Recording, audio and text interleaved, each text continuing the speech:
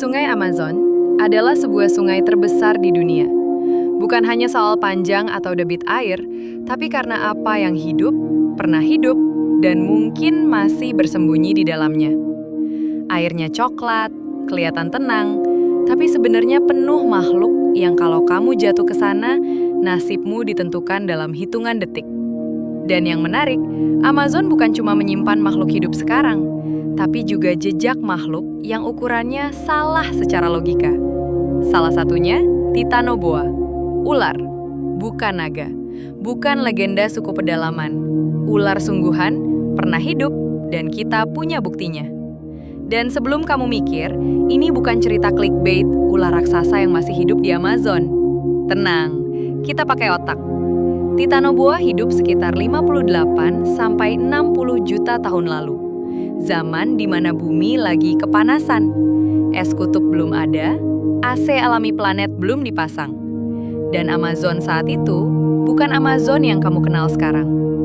Bayangin Amazon sebagai rawa raksasa super lembab, sungai lambat, air hangat, oksigen rendah, dan semua yang hidup di sana ukurannya keterlaluan. Buaya lebih besar, ikan lebih besar, ular, ya kamu sudah tahu jawabannya. Titanoboa panjangnya diperkirakan 12-14 meter. Beratnya bisa lebih dari 1 ton. Diameter tubuhnya setara drum minyak. Kalau anaconda modern itu, wah besar banget. Titanoboa itu, ini hewan apa? Kok salah server?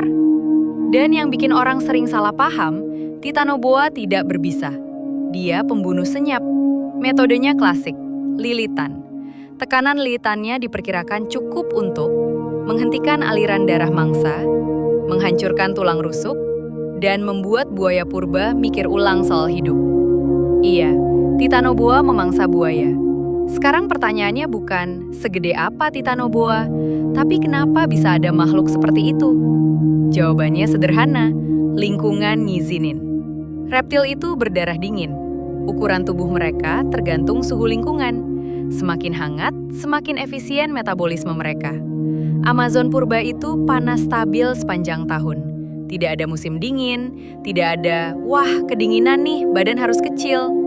Titanoboa hidup di dunia tanpa rem. Dan sekarang kita masuk ke bagian yang mulai misterius. Karena Amazon adalah sungai yang berubah arah aliran. Dulu, aliran Amazon tidak menuju Samudra Atlantik seperti sekarang. Ia pernah mengalir ke arah barat, ke arah yang sekarang jadi pegunungan Andes. Lalu bumi bergerak, lempeng tektonik naik, Andes terbentuk, dan Amazon dipaksa membalik arah. Bayangin, sungai raksasa disuruh putar balik. Ekosistemnya kacau, banyak spesies mati, banyak yang beradaptasi. Titanoboa tidak bertahan, bukan karena kalah, tapi karena dunia tidak lagi cocok untuk ukurannya. Suhu menurun, lingkungan berubah, reptil raksasa kehilangan keuntungan evolusinya, dan Titanoboa punah. Tapi, Amazon tidak berhenti jadi tempat aneh. Sampai sekarang, Amazon masih menyimpan spesies yang belum dinamai, menghasilkan suara aneh dari dalam hutan, memiliki daerah yang nyaris belum pernah diinjak manusia. Dan disinilah manusia mulai melakukan hal favoritnya, berspekulasi berlebihan. Ada yang bilang, bagaimana kalau Titanoboa belum punah? Jawaban ilmiahnya, sangat tidak mungkin. Makhluk sebesar itu butuh mangsa besar, energi besar, jejak ekologis besar. Dan kita pasti sudah melihat buktinya. Tidak ada bekas bangkai, tidak ada jejak makan, tidak ada perubahan rantai makanan yang masuk akal. Amazon itu luas, tapi bukan dunia lain. Tapi, bukan berarti Amazon sudah habis rahasianya. Fakta menarik, Amazon punya ikan listrik yang bisa menyetrum sampai 800 volt. Punya ikan vampir yang bisa masuk ke saluran tubuh. Punya katak beracun yang racunnya cukup untuk membunuh manusia dewasa. Dan semua itu makhluk modern. Jadi kalau kamu berpikir, mana mungkin dulu ada ular 14 meter? Jawabannya, justru masuk akal, karena alam tidak peduli logika manusia. Alam cuma peduli bisa hidup atau tidak. Titanoboa bisa hidup, untuk sementara. Dan sekarang, dia jadi pengingat bahwa ukuran bukan soal niat jahat, bukan soal monster, tapi soal kondisi. Kalau kondisi berubah, makhluk berubah. Dan kalau manusia terus mengubah Amazon, jangan kaget kalau nanti bukan Titanoboa yang kita ceritakan ke generasi berikutnya. Tapi Amazon itu sendiri, hutan terbesar di dunia, yang dulu melahirkan ular perbesar sepanjang sejarah. Sekarang sedang diuji oleh spesies paling rakus yang pernah ada, kita. Padahal di skala alam, kita cuma episode pendek. Amazon sudah ada jauh sebelum manusia belajar memberi nama pada sungai. Dan kemungkinan besar, Amazon juga akan tetap ada setelah kita pergi. Pertanyaannya cuma satu, dalam kondisi seperti apa? Titanoboa tidak punah karena diserang, tidak diburu, tidak dikejar. Dia punah karena dunia berubah pelan-pelan. Suhu turun, lingkungan tidak lagi mendukung ukuran tubuhnya. Dan Titanoboa tidak bisa protes, tidak bisa pindah, tidak bisa bernegosiasi. Dia hilang secara sunyi. Sekarang bandingkan dengan Amazon hari ini. Perubahannya tidak pelan, perubahannya brutal. Hutan ditebang, sungai dipersempit, air dipanaskan. Ekosistem dipotong-potong seperti lahan kosong. Dan ini bagian yang ironis. Amazon justru mulai kembali ke kondisi purba. Lebih panas, lebih dangkal, lebih ekstrim. Tapi bedanya besar. Dulu perubahan itu alami. Sekarang disengaja. Titanoboa tumbuh karena panas. Spesies modern mati karena panas. Karena mereka tidak hidup di satu rawa utuh, tapi di pecahan habitat. Dan ketika habitat terpecah, yang hilang bukan cuma ruang, tapi keterhubungan. Hewan tidak bisa bermigrasi, air tidak bisa mengalir alami, genetik tidak bisa bercampur. Alam jadi sistem yang terputus-putus, seperti jaringan internet dengan kabel dipotong. Dan kita heran kenapa ekosistemnya error. Manusia sering bertanya, kenapa hewan-hewan ini punah? Jawabannya jarang dramatis. Bukan karena monster, bukan karena wabah misterius, tapi karena ruang makin sempit, air makin panas, makanan makin sedikit. Dan itu cukup. Titanoboa tidak pernah mengancam manusia, karena kita tidak hidup sezaman. Tapi manusia hari ini mengancam jauh lebih banyak spesies daripada Titanoboa sepanjang hidupnya. Dan itu bukan opini, itu data. Kita suka cerita Titanoboa karena dia aman. Dia tidak menuntut apa-apa, tidak minta kita berubah. Spesies yang hidup sekarang, mereka merepotkan.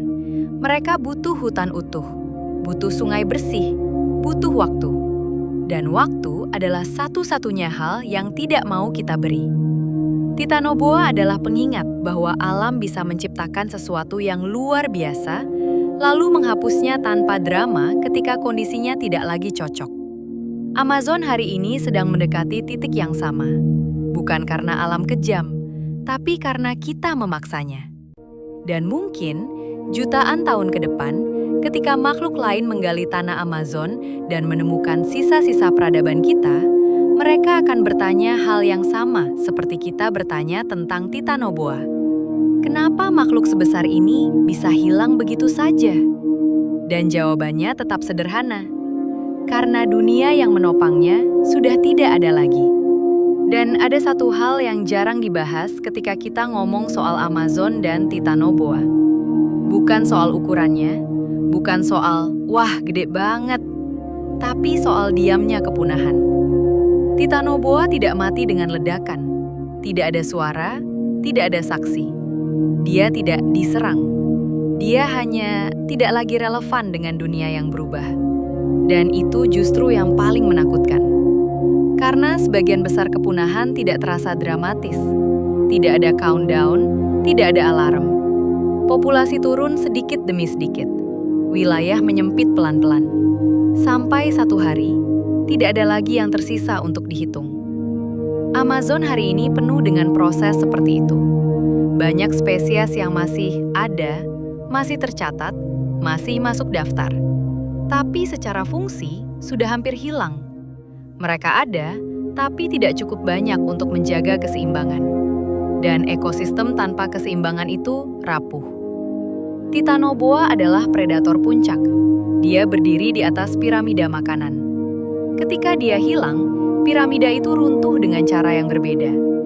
Sekarang bayangkan Amazon modern.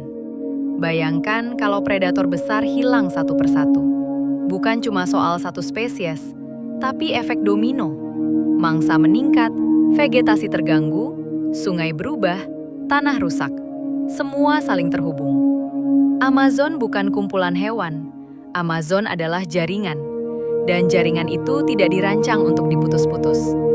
Lucunya, manusia sering merasa paling pintar di ruangan ini.